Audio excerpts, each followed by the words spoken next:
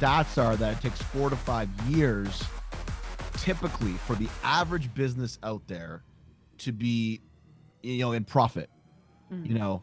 Um, but for you guys, it seemed like you started off and boom, there was an explosion, and then you kept on growing over the next first decade. What would you say one of the big spikes was that kind of launched you into a greater faith or just understanding of the scope of what God had for you? Layering our business spiritually in as many ways as we could think of from the very beginning. There are some things biblically that God has given us as a formula, and if we follow them, there is sure to be blessing that is a response to that, simply because we're being obedient to what God has set out in His Word. And one of the concepts that is really key for us as business owners that I think is missing in a lot of other people, marketplace leaders, is this concept of the first fruits offering, which is talked about a lot in the Bible. And we purposefully do first fruits offerings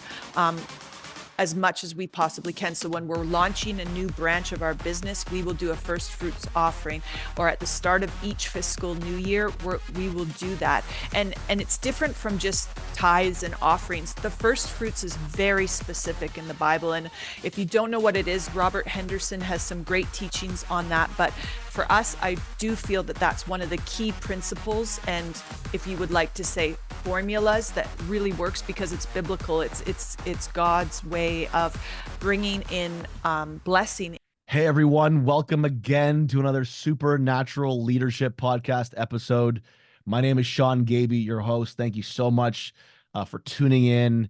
I so appreciate everyone that is subscribed, everyone that's writing reviews, rating, sharing the podcast, whether it's through audio, which I know is the main focus of this podcast, or video, and you've recently subscribed to our Supernatural Leadership YouTube channel. Please share these episodes. I know there's so much fruit that comes out of the conversations and comes out of the episodes that I do as it pertains to training people in the supernatural. I really want to encourage you to keep sharing it with your friends and coworkers. I mean, this is a podcast that's really focused around raising up leaders in the supernatural, in the marketplace, and how that pertains to impact and influence in the marketplace. So I would encourage you to share it with your coworkers, and I know that it will be of great encouragement. Today, we have a very special guest as well.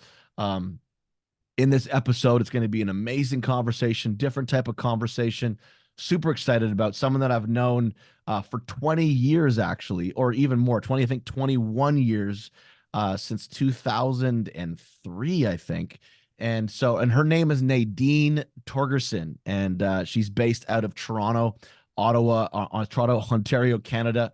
I always say Ottawa because in my mind, people keep saying that Toronto is the capital of Canada. Everywhere I go recently, people think Toronto is the capital. It's not the capital. It's Ottawa. Anyway, she's from Toronto, Ontario, Canada. And I'm going to read a little bit of her bio along with her husband, Dr. Corey Torgerson, to give you a little bit of a snapshot of what they do, what she does, and what they're about. And so Nadine Torgerson and Dr. Corey Torgerson own multiple medical businesses such as Sovereign MD and Toronto Hair Transplant Clinic. Dr. Corey is a surgeon with a PhD in neuroscience and became a medical doctor with a subspecialty training as an ENT, which is an ear, nose, and throat specialist, and facial plastic surgery. Nadine manages the business sides of things with a background in education and has successfully built this business from one employee to over 60 team members since 2009. They opened in 2009, right after the recession. And first year, they were able to scale the business to over 7 figures. And now within a decade, she has been able to scale this business from a 7-figure business to an 8-figure business in just less than a decade. They started with facial plastic surgery and expanded into filler, Botox, lasers, and a broad range of medical aesthetic treatments. And they do the largest hair transplant volume in all of North America. They opened their new facility in the heart of Toronto, Canada in 2019, prior to the pandemic, with a 14,000 square foot private Hospital, which is the largest private cosmetic surgery facility in all of Canada. So, man, it's a power packed bio. And so, Nadine Torgerson, welcome to the Supernatural Leadership Podcast. Hi, Shawn. Thanks so much for having me. It's a real pleasure to be here and lots of fun because, as you said, we've known each other for more than 20 years. So That's crazy. That's definitely, it ages us for sure. And yes. the last time I had you on this podcast, I think it was a few years ago, but it was with your husband as well. And so I'm excited to have you alone. Not that I don't love your husband, I love your husband dearly, but excited to have you to dive into a little bit of a different part of your journey. And yeah, we met back in Mexico on a missions trip actually, and it Yes. was in 2000 and was it Four. 3? Yes. Summer of Oh, it was 4. 2004. Yes. Oh, it was 4. Okay. 2004, summer of 2004. Man, my memory for dates now is a little bit all right, but crazy that it's been 20 years. And Yes. you didn't know Corey, your husband at that point. I didn't know my wife, Michelle, and our family has, and your family have connected over the years, and we're quite close with you guys. We love you guys, and we've from afar and inside a little bit have watched your journey going from where you've been. I remember even being with you guys right at the juncture of you getting your first clinic in 2009. I mean, Yes. You were, and your wife Michelle was pregnant with your first, and I was pregnant with our first. So we've really journeyed like a lot in career, in family, in spiritual growth together as families, and it's been really fun. it's been wild. And just, watching the evolution of where you came from too, because you were in education, right? You were a Yes. vice principal, a principal. Yes, vice principal.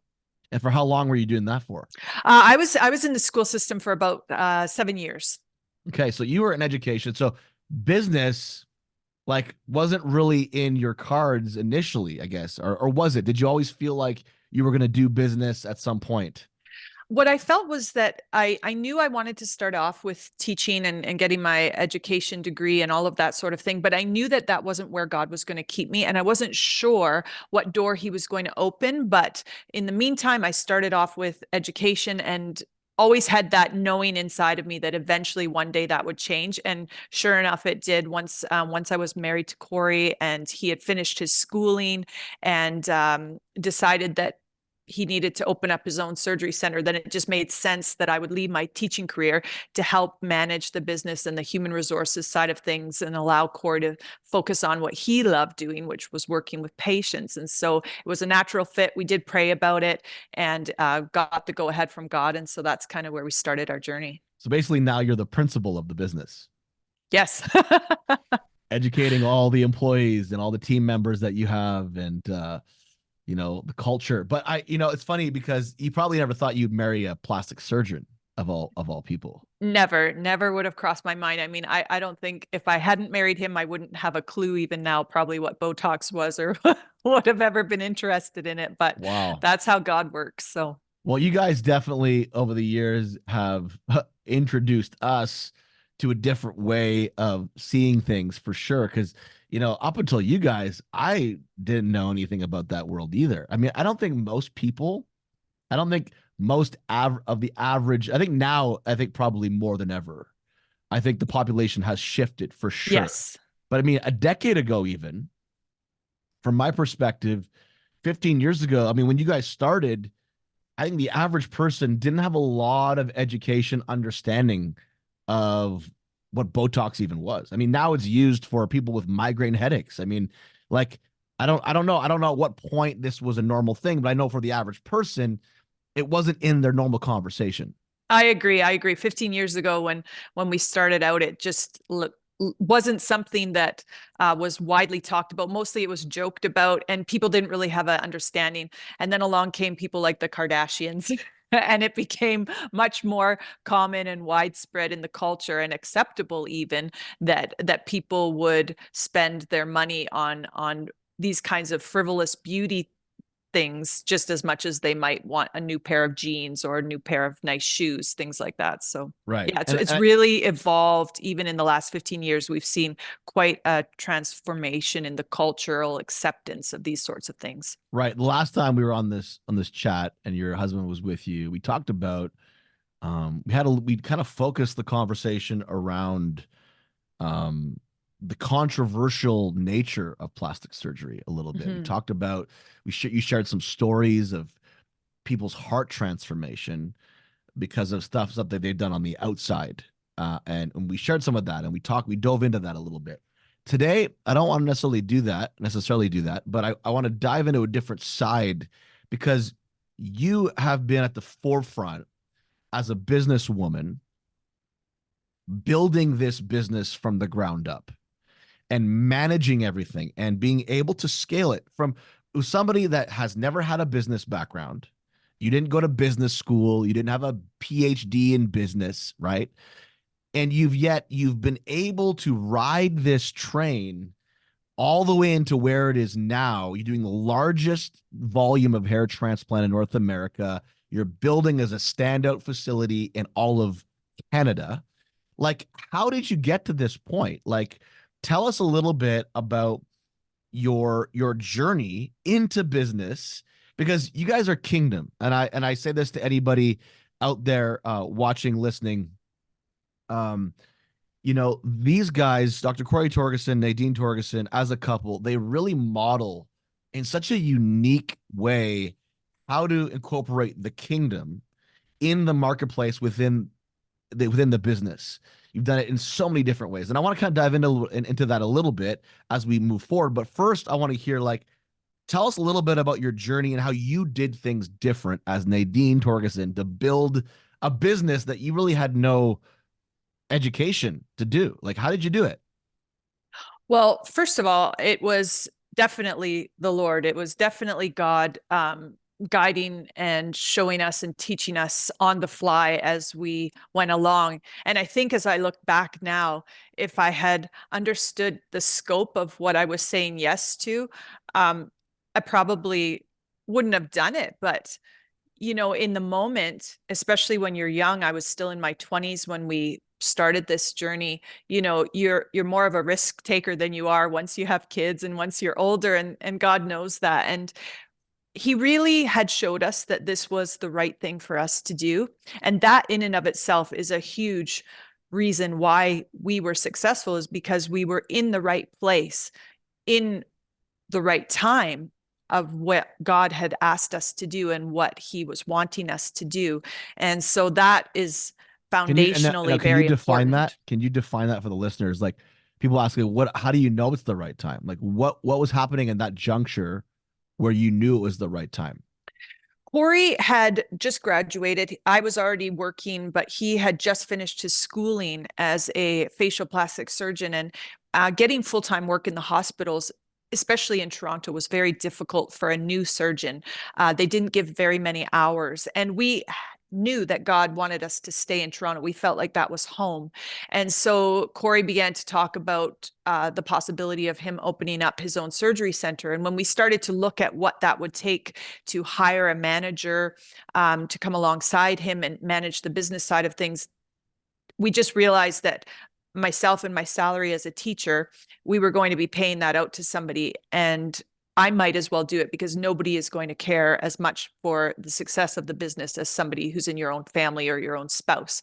And so we just So said, well, that's let's was let me lay pause you there for this. that. That's amazing. So you just kind of fell Mhm. into it. Yeah. I And we might as well. really, You said I might as well do it. well, yeah, but we did ask the Lord, and I said, Lord, I really want a confirmation of this, that this is what you're wanting me to do, because I'm going to be giving up my own career to help Corey establish his. And so God was faithful, and I think within about 2 to 3 weeks of us starting to pray through it, God gave me a dream where I was at the funeral of my teaching career. And I think I talked about that on the last podcast we did with you, but that was when I woke up. I said, okay, that's an easy dream to interpret. That's my answer. I'm Wow. letting it go. So you dreamt that the principal version of you was in a coffin. it's funny, in the coffin, it was like it wasn't me, Okay. thankfully, Oh, okay. but Okay. it was Okay. my teaching career. I Got it. I knew it was my teaching career in the coffin being lowered into the ground. Wow. So, Wow. Okay. So you fell into this, you started doing it. You didn't know what you're doing. So, I mean, like people ask this all the time. Like, okay, so how did you do it? Like, how did you just know? Because here's my thing. It's like, when you're unfamiliar with a certain type of market, like you got to familiarize yourself with that market. You've never run a plastic surgery clinic before. You've mhm. never run a medical facility. How did you educate yourself to get ready to do this? Like, how did you like give us a little bit of the nuts and bolts about how you entered into this space? You know, like I said earlier, it was really about allowing God to bring us connections and people who helped us along the way, people who had knowledge, and I would just get a little tidbit there or a little tidbit over here and begin to piece it together. And um, God brought us suppliers and people who knew somebody else who then we could reach out to as a vendor and this sort of thing. And it just started coming together. It wasn't that it wasn't hard, it was hard. But at the same time, when I look back on it, it was actually easy as well because it was such a grand thing to open up your own operating room and what are the specifications for that to build that out and these sorts of things. And yet somehow it all fell into place and God would bring the people into connection with us that we needed. And slowly but surely, my knowledge base grew and grew and grew. And we were just able to work hand in hand with the Lord to make it happen. Wow, that's awesome. It's all people are always looking for formula. Like, what's the formula? How do you build a successful company? How do you build a successful business? Kingdom focus. I think about the Forever 21 guys. That I don't know if they're familiar with their story a little bit. They're from South Korea. They came over. They had no money, and I think they landed in Los Angeles. And the wife, was on a prayer retreat or something on a prayer mountain and had a vision from God, or God spoke to her about a clothing company Forever 21. But they used to pray, get up. I think it was like 4 to 9 or something every morning. They'd pray for 5 hours a day every day, and that's how they would accredit their ability to build this big company. Now people are always looking for the formula, as a kingdom business. What would you say? And I know that can get a little bit like weird, like, well, you can't copy someone else's formula. But what would you say if you could, Mhm. your rhythm looked like? Were you, you know, up I every morning praying for strategy, working like 18 hours a day? Like, what was your rhythm in that time? For me, I really believe that being a principled person and following the principles of God in the silences of God is really important. So we can ask God and say, "Show me." And sometimes he does, just like he did with the dream that I was to finish my teaching career. But there's other times when God is quiet and we don't get a really clear answer that we are hoping for. And in those times of silence, I believe that God is trying to transition us from being slave mindset, which is tell me and I will obey, to being in the mindset of a son, Mm. because God wants sons, and sons know what their father would like them to do without always needing to have it spoon fed to them. And so, in those times when God was quiet, we would choose to do things out of principle, out of godly kingdom principles. And that's how we would grow. And so we didn't want to stagnate and spin our wheels when it was taking too long to get an answer, because sometimes, you need to make decisions quickly. And if the answer of the Lord didn't come, then in those moments we would say, okay, God, I'm going to practice being a son. I'm going to practice choosing to do something based on principle and what I believe the principle that you have in your word is about this situation, and build from there. So it's really about building on principle a lot of the times in the times when God didn't answer. And what were some of the main, like, what would you say one of the big miracles was in the beginning stages? Like, was it your first location? Did you have like a big shift? Like, what would you say the big spike was in the beginning stages of building this business? Because it seems like you had a big spike. Like you started off and you launched. Like a lot of businesses go through these like ebbs. I think stats are that it takes 4 to 5 years typically for the average business out there to be, in profit, you Mm. know. Um, but for you guys, it seemed like you started off and boom, there was an explosion, and then you kept on growing over the next first decade. What would you say one of the big spikes was that kind of launched you into a greater faith or just understanding of the scope of what God had for you? Okay, that's a multi-layered question. So I It think I'll is. go with I think I'll go with what we chose to do from the beginning. We had a really great business mentor named Arthur Burke, and he actually had come in and he helped us really see the importance of layering our business spiritually in as many ways as we could think of from the very beginning, so that we were really layering God and Jesus into our business. So, for example, these are some of the examples of the ways we would layer it. The music that is playing and filling the atmosphere every day is hand selected. It's either Christian instrumental music, or it's specifically music that points people to God, if it's a more of an upbeat selection. Okay, what's visually on the tables to read or on the TVs that's there to watch, especially curated.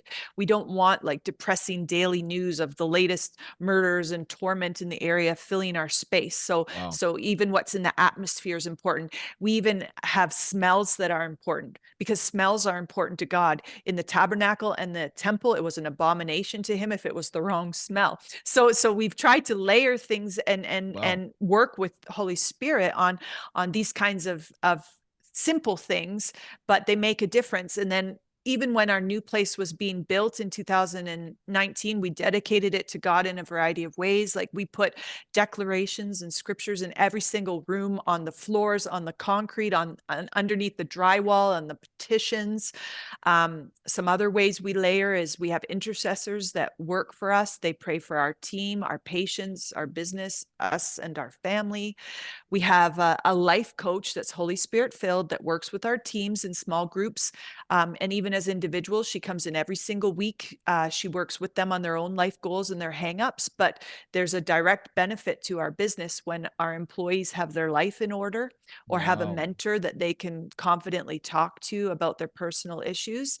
Wow. So these are all different kinds of ways that we try to layer. We also, with our staff and our team, we run fun team building activities, but we also do intentional evenings where people are welcome to come and encounter Holy Spirit. We do like prophetic nights or inspirational speakers. One coming up that we have is a dream interpretation night. So we've really tried to purposefully layer our business with the kingdom as much as we possibly could. And That's so amazing. I love that's that. an So, example. yeah, I love that. I love these examples that you created because really you're talking about what it looks like to create a kingdom culture Mm-hmm. within your business because every business has a culture. So the culture of what you see, taste, touch, smell, everything is considered in those moments. And I see it when I have visited your clinic. I feel it, I see it, I smell it, I experience. You can tell that your hands and that the your focus is on all of those elements, um Yeah. from the And one music. Yeah, go ahead. Yeah, and the music. And one other thing that I was going to say, because we were talking about the formula and how that can be dangerous for people to go into, or try to follow that. But there are some things biblically that God has given us as a formula, and if we follow them, there is sure to be blessing that is a response to that, simply because we're being obedient to what God has set out in his word. And one of the concepts that is really key for us as business owners, that I think is missing in a lot of other people, marketplace leaders, is this concept of the first fruits offering, which is talked about a lot in the Bible. And we purposefully do first fruits offerings as much as we possibly can. So when we're launching a new branch of our business, we will do a first fruits offering, or at the start of each fiscal new year, we will do that. And it's different from just tithes and offerings. The first fruits is very specific in the Bible. And if you don't know what it is, Robert Henderson has some great teachings on that. But for us, I do feel that that's one of the key principles. And if you would like to say formulas, that really works because it's biblical. It's God's way of bringing in blessing into your business or to your life when you honor his first fruits principle that he lays out in the word. So that's one thing that I I think is love really that. key. I love that. And I think we can land here for a few moments because I think this is really powerful. Describe what that means for you and what you believe when it comes to the first fruits offering, so that you give the listeners a practical, the business people that are listening right now, like, hey, we have revenue, we want to see movement. Tell me what to do. What would you tell them? Yeah. So the concept in a nutshell of the first fruits offering is that God asks us to bring to him an offering before our harvest has even arrived. And so at the start of anything new in our business or in our life, if we bring a first fruits offering, then that is us saying, Lord, we trust you that you're going to bring the harvest even when we haven't seen it yet. And so for us, like I said, if we do it at the start of each fiscal new year, I don't know what my revenue is going to be, but I bring in a first fruit offering, and then that can be a financial offering of whatever works and makes sense for you after you've talked it over with Holy Spirit, and that is presented to the Lord. And in regards to saying, I trust you that you're going to take care of our business this year, even though we haven't seen what revenue we're going to make this year. And now And so now just for practical sake here, because I know a lot of people always, and I find this with anything in business, and I find it with business people. There are business people out there that make generosity complicated.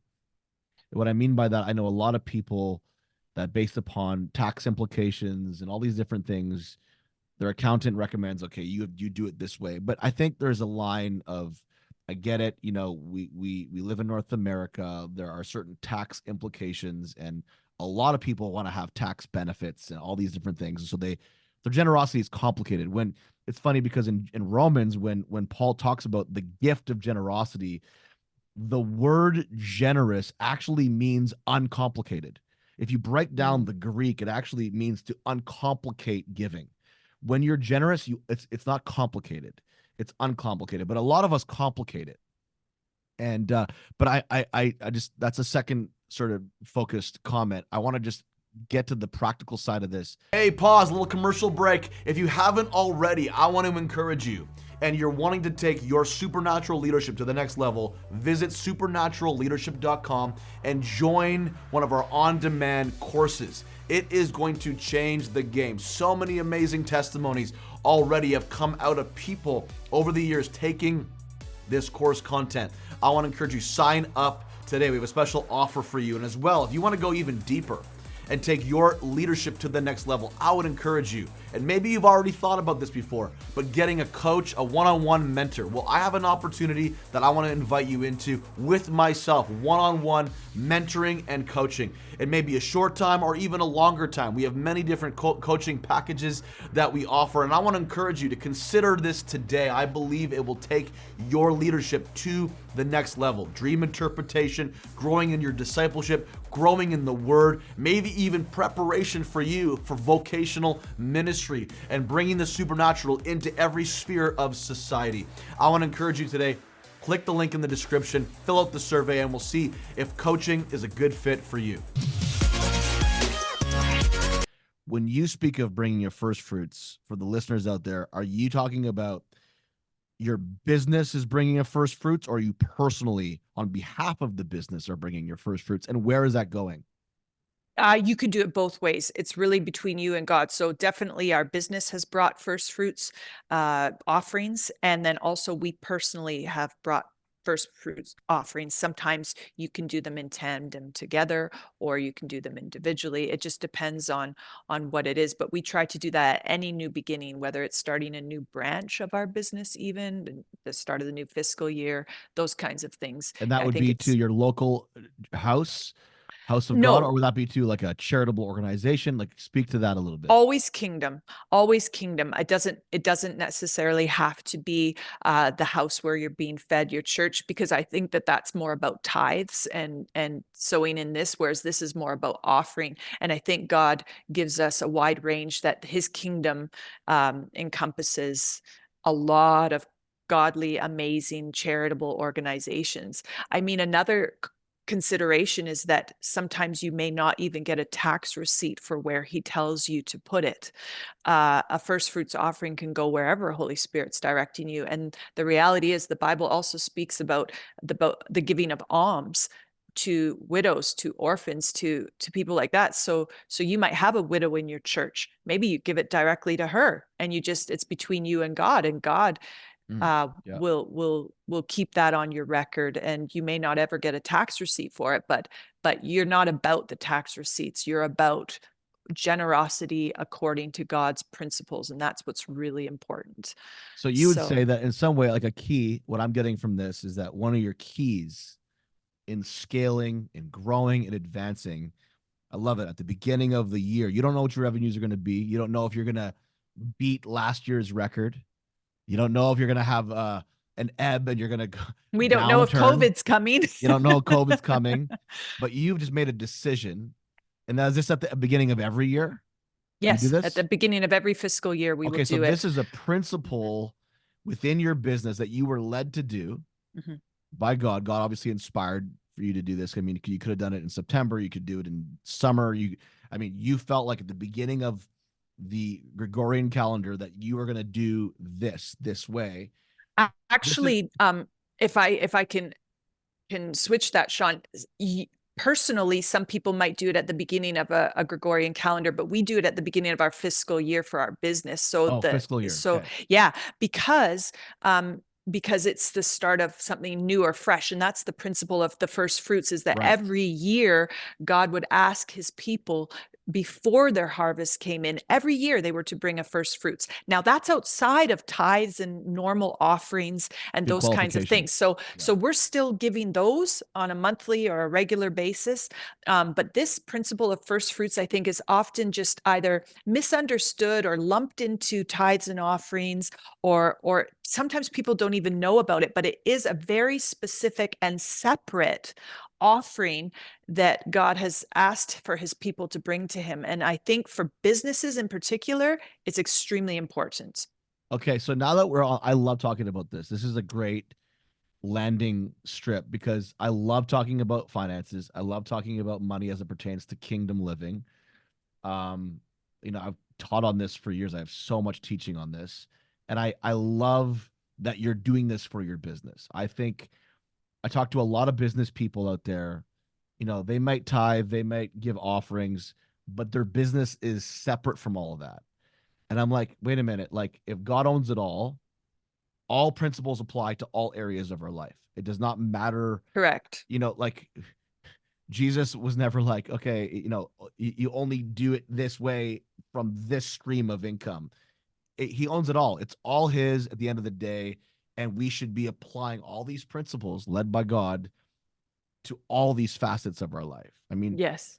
even with kids that, don't make money, that get gifts for Christmas and stuff. I'm like, to my kids, I'm like, if you can't give $1 off of a $10 gift now, when you have no bills to pay, no responsibility, no financial pressure, how are you going to start tithing when you get a Yeah. paycheck and you're paying a cell phone bill by yourself? Like, Absolutely. I'm big on parental responsibility to teach stewardship to our children, and absolutely agree with you, Shawn. Couldn't agree with you more. Our kids tithe on any gifts that they get, because we have to teach them now. We have to lay those foundations now. Otherwise, they're not going to do them when they're an adult. They need to understand the importance of it right now.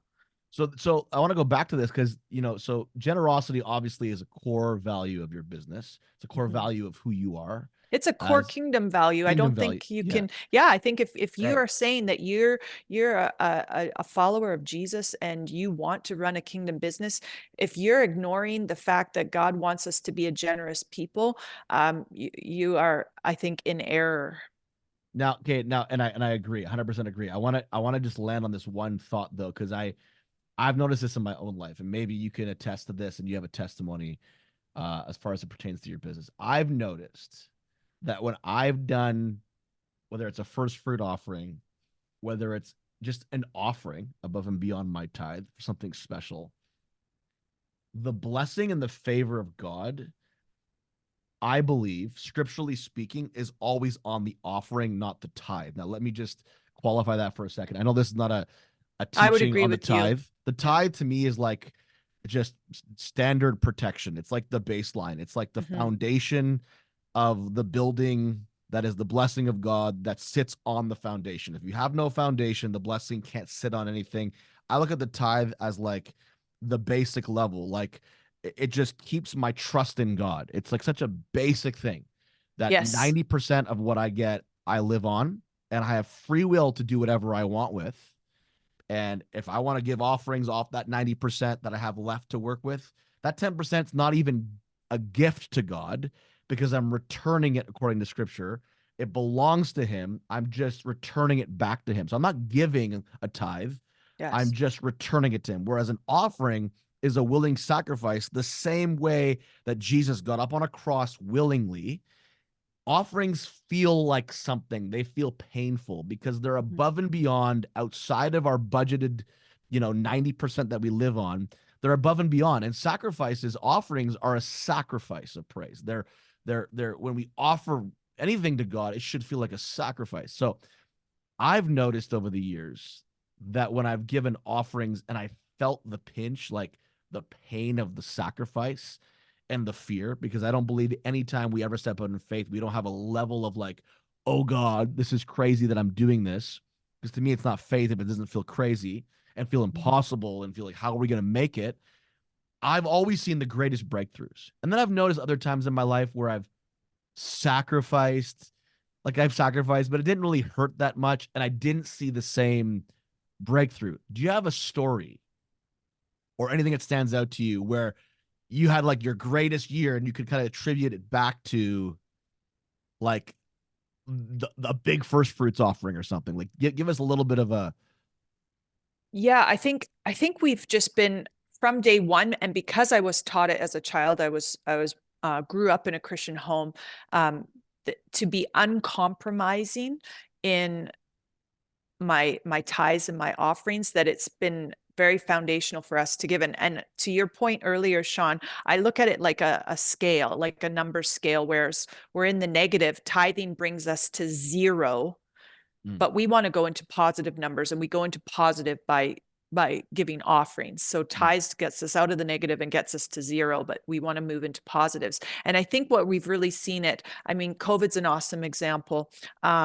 We were told as business to shut down during COVID, as most businesses were, and so we had the first couple months where we were completely closed, and then as COVID continued to roll on for the next 2 years, our government would at times say things like, your surgery center has to shut down because we're concerned that there won't be enough supplies for the hospitals, and elective private hospitals might consume too much, and those sorts of things. So there was always this rolling of like, we might not have been completely closed like we were the first 2 months, but there were different pillars or departments within our business that were closed at different times. But we really saw God's provision through it all, whereas some of our colleagues in the industry who are not necessarily kingdom business people but just colleagues regularly, they were really suffering. They really struggled. They had very, very hard times wow. through COVID. But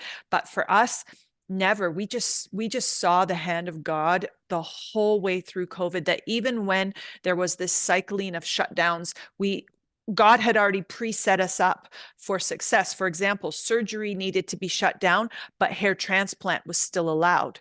So it was like we could Wow. shift all of our staff over to do our wait list of hair transplant and still have everybody busy and working full time, even though elective surgeries like facelifts or rhinoplasty for the nose were not allowed.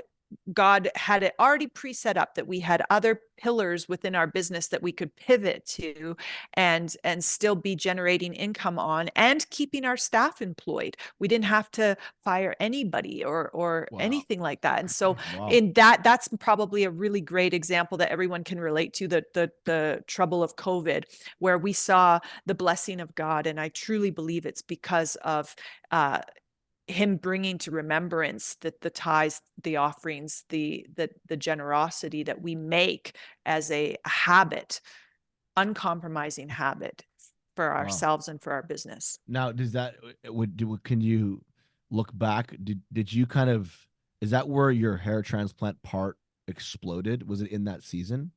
Like when did it start to really scale It as was actually largest before that. volume in North America, right? So, Mm-hmm.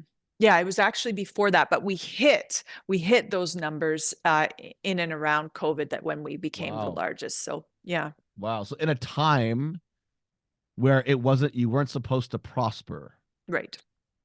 you prospered. And Yes. this is like, you and I would believe this because we're kingdom and we've watched it for a long time now, that we can attribute that, these things happen because we've been faithful with a habit. I like what you said, that a habit of generosity, a habit of layering, I love this, layering our lives with biblical principles led by the Spirit, and creating a habit of that. Now in times when everybody is suffering, we're seeing a prosperity. To me, Yes. that's kingdom. Yeah. That's kingdom.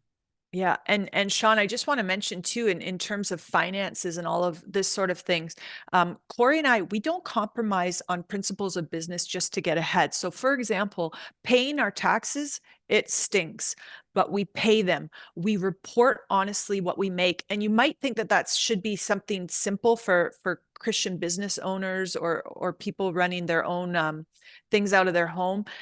But you'd be surprised at how many Jesus followers are not doing that right. They're not reporting honestly what they make. They're not paying taxes. They're not collecting and paying the proper HST. They're collecting cash under the table. These are things that opens the door to the enemy to come in and rob and steal from you. Love And that. so I would just say to anybody out there listening, if you have been bending the rules a little bit because you think it will help you get ahead, it actually doesn't. What it does is open the door wider for the enemy to get in and start to steal more from you. Wow, wow, wow. So I'm hearing, okay, we have generosities at the forefront of your business. It's in the DNA of what you're building, but then also integrity, Mm-hmm. character, right living as it pertains to how you conduct business.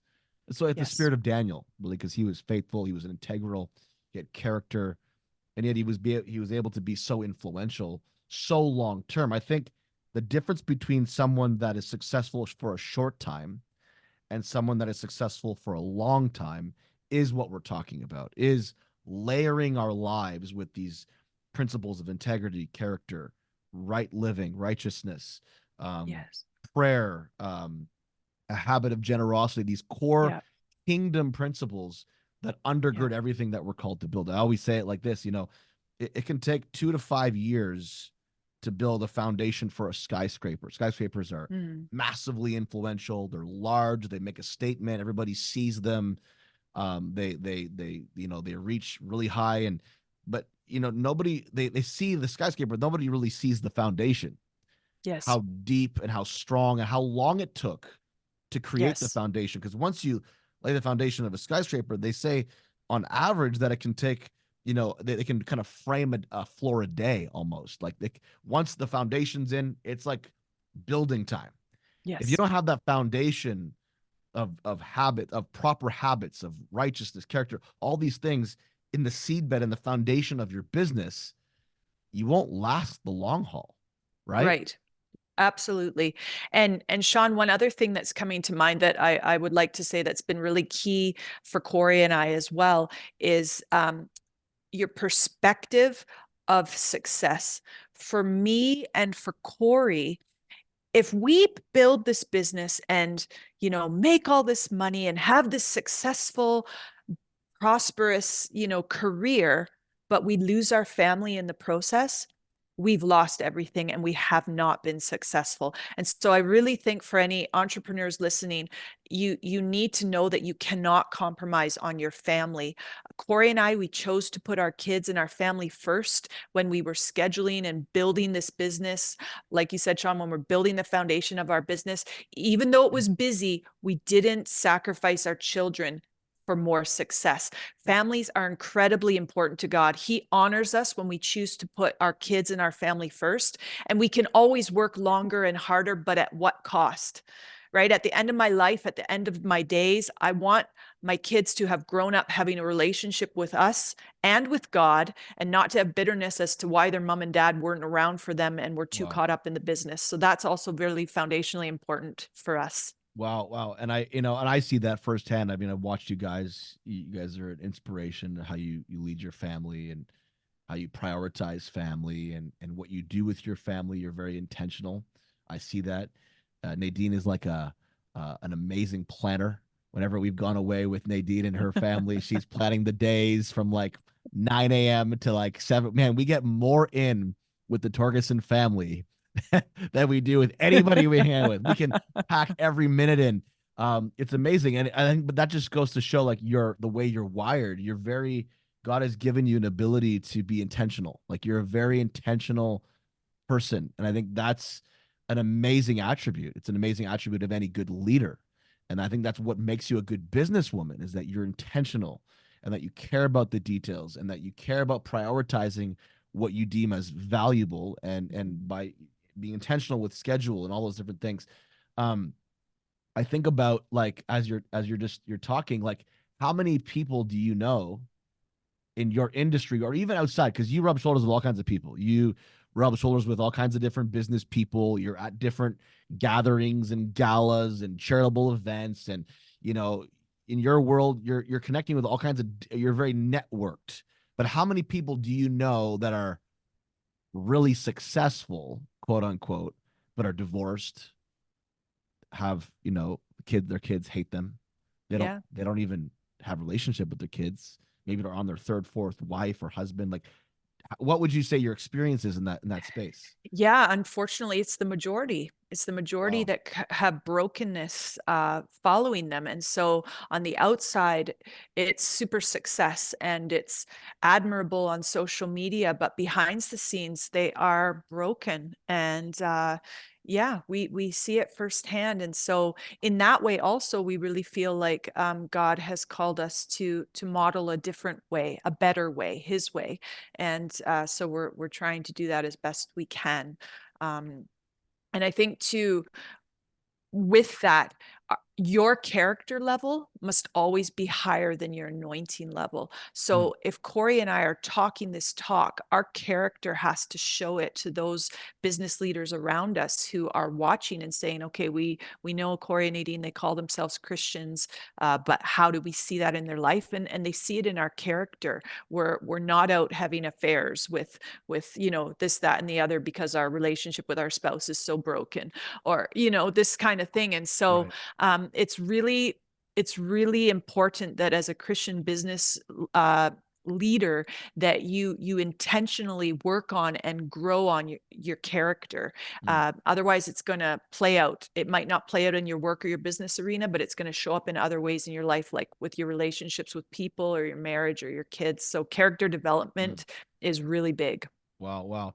So last quick question before we transition into some key takeaways, um, is if you were to tell your 2009, 2010 self, and I say those 2 years, those beginning years when you first launched your first clinic, if you were to tell that version of Nadine some advice, Mhm. what would you tell her?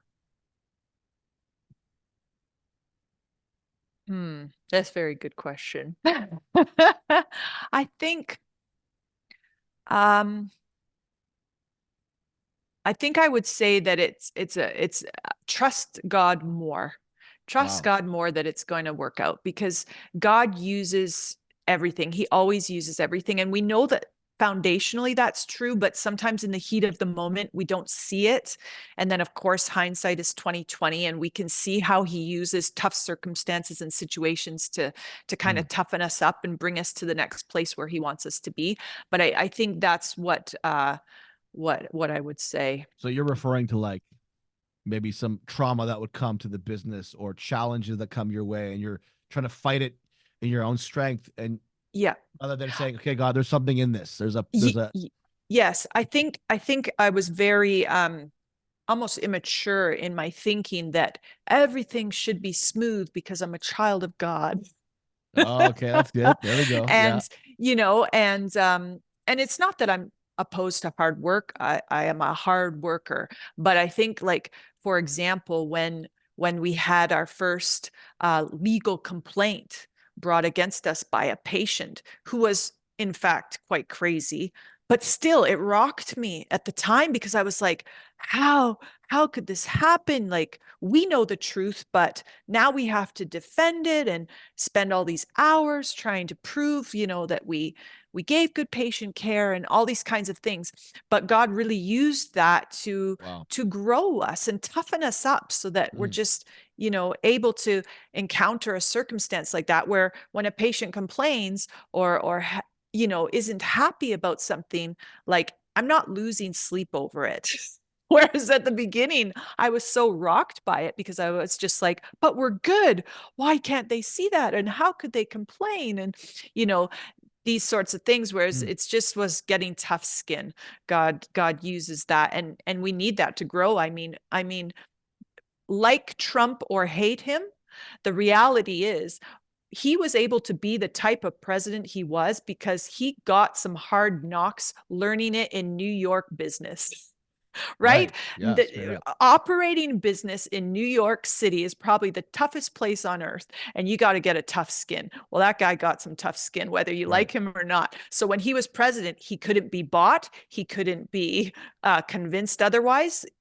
But I mean, that came out of his experience as a businessman all those decades in New York City. And so Wow. for me, God uses it the same, in that he really grows us in the tough circumstances and situations. Absolutely. I think even biblically speaking, there's always more glory on our lives when there's suffering. Mm, And that speaks of persecution specifically. But, I believe this, that like our suffering or our challenges or our obstacles, our traumas, all those things, and I said it just on an episode recently, can either trap us or train us. yeah. It's all about our response, all about how we manage them. And hindsight, like you said, is 2020. Looking back, it's always easy to say, "Oh, that's why that happened.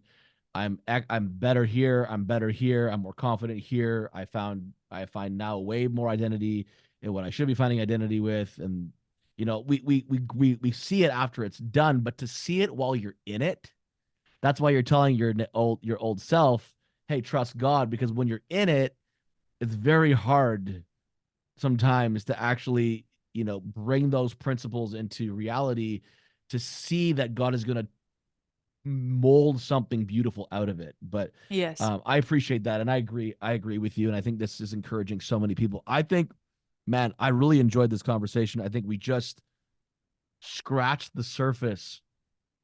I'd love to have you on again, because I'd like to dive deeper into some of these things. Like, some of the key takeaways that I took home was this principle of generosity, of course, layering your culture, layering your business. For all the business owners out there that are listening, that have business, maybe it's retail, maybe it's education, online. I don't know what it is for you, but to say, ask God in this season, how can I layer my business? How can I bring principles of the kingdom into every facet of my business? And generosity, like, I want to encourage and implore every business person out there to uncomplicate their generosity. Yeah, you might get a tax receipt, and if you can maximize it, sure, because you live in Canada or you live in North America. Most everywhere else around the world does not have it that way, and they just give. It's uncomplicated.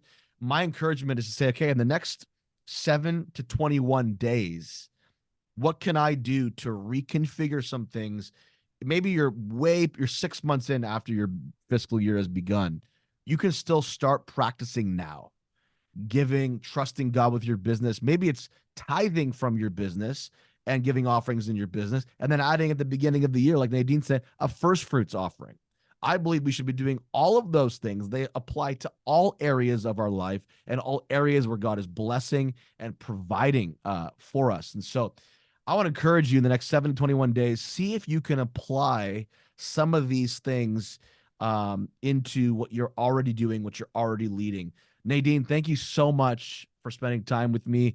Is there anything else you want to say to those that are listening as we close? I think we got it. And I think next time we can dig a little further on it. But thanks so much for having me on, Shawn. It was a real fun time. Awesome. Thank you so much. And we're going to put the website and some of the information of their businesses in the description below. So check out what they do. And if you're in that area, you're around Canada, and it's your jam, I would encourage you to check out. They have an amazing facility in Toronto, just a beautiful, beautiful facility in Toronto, and they will take great care of you. Well, to all those listening, thank you so much for tuning into the Supernatural Leadership Podcast. Once again, my name is Shawn Gaby. Remember, you all have a leader within, so let's make that leader a little more supernatural. Until next time, we'll see you soon.